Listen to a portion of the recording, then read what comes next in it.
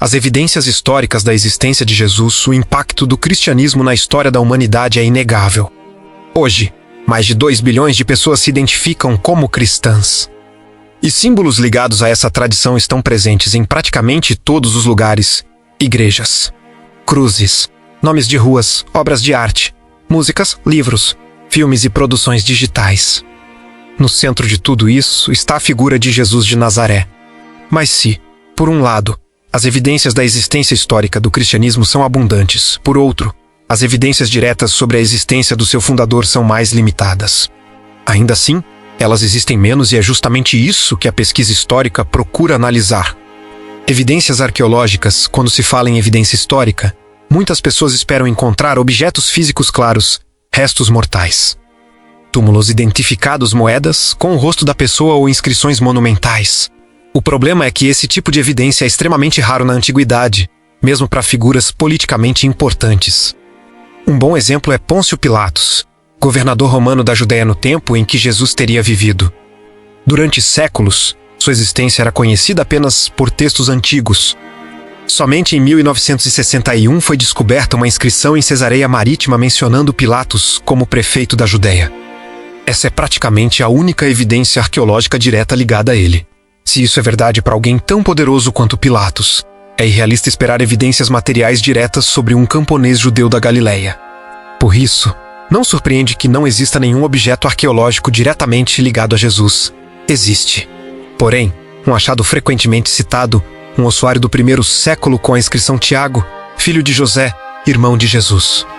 Embora seja um objeto autêntico daquele período, sua interpretação é problemática. Os nomes Tiago, José e Jesus eram extremamente comuns na Judeia da época, o que torna impossível afirmar com segurança que se trata da família de Jesus de Nazaré. Além disso, houve controvérsia sobre a autenticidade da inscrição. Mesmo que ela seja genuína, não é possível estabelecer uma ligação definitiva com o Jesus do cristianismo. Esse caso ilustra bem como evidências arqueológicas, por mais concretas que pareçam, dependem fortemente de interpretação. Fontes greco-romanas não cristãs, como a arqueologia limitada, o peso maior recai sobre as fontes escritas. Começando por autores romanos não cristãos, encontramos referências importantes. Plínio, o jovem, governador romano no início do século II, escreveu cartas ao imperador Trajano relatando como lidava com cristãos em sua província. Ele descreve os cristãos como pessoas que se reuniam regularmente para cantar hinos a Cristo, tratando-o como um deus. Isso mostra que, já nesse período, existia um movimento bem organizado centrado na figura de Cristo, entendido como alguém que havia vivido recentemente. Tácito, um dos mais importantes historiadores romanos, ao relatar o incêndio de Roma no ano 64, afirma que Nero culpou os cristãos pelo desastre.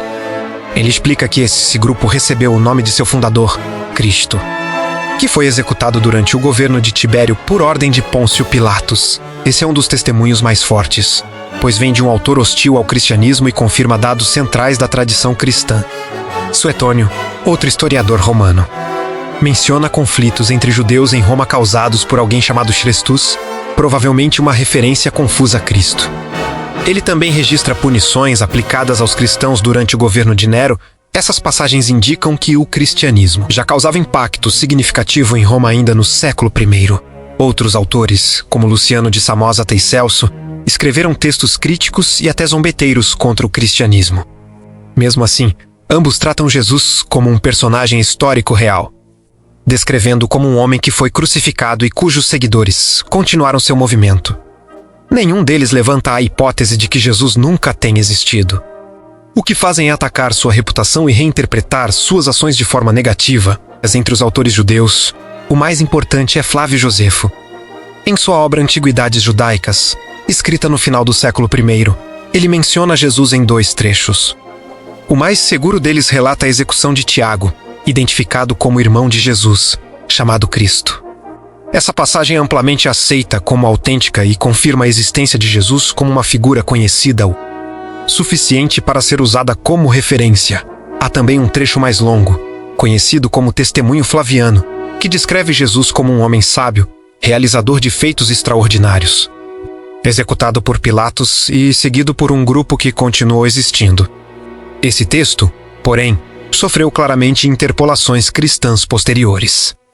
A maioria dos estudiosos entende que Josefo escreveu uma versão mais neutra, que foi posteriormente modificada por copistas cristãos. Mesmo assim, um núcleo histórico é considerado plausível. Outros textos judaicos, como o Talmud e o Toledot Yeshu, são muito mais tardios e fortemente polêmicos. Eles retratam Jesus de forma negativa, acusando-o de feitiçaria e transgressões religiosas. Apesar disso, também partem do pressuposto de que Jesus foi uma pessoa real. Curiosamente, essas tradições hostis nunca negam sua existência, apenas tentam desacreditá-lo. As fontes cristãs são as mais numerosas e antigas. As cartas autênticas de Paulo, escritas por volta do ano 50. São os textos mais antigos que mencionam Jesus. Paulo descreve Jesus como um homem real, que nasceu, teve irmãos, reuniu discípulos, foi executado por crucificação e deixou seguidores organizados. Ele também afirma ter convivido com pessoas que conheceram Jesus pessoalmente, como Pedro e Tiago, o irmão de Jesus. Os evangelhos, escritos algumas décadas depois, são narrativas teológicas, mas baseadas em tradições anteriores, muitas delas orais. Análises linguísticas indicam que várias histórias remontam a fontes em aramaico, a língua falada por Jesus, o que sugere uma transmissão antiga dessas tradições. Embora esses textos não sejam neutros, eles são analisados criticamente pelos historiadores, da mesma forma que qualquer outra fonte antiga.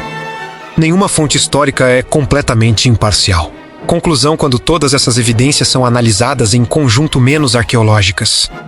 Greco-romanas, judaicas e cristãs menos, a conclusão da grande maioria dos historiadores é que Jesus de Nazaré realmente existiu.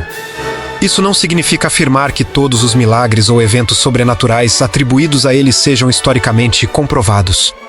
A história não tem ferramentas para confirmar esse tipo de afirmação. O que a pesquisa histórica sustenta é que existiu um homem judeu chamado Jesus, que viveu na Judeia no início do século I, reuniu seguidores e foi executado por ordem das autoridades romanas.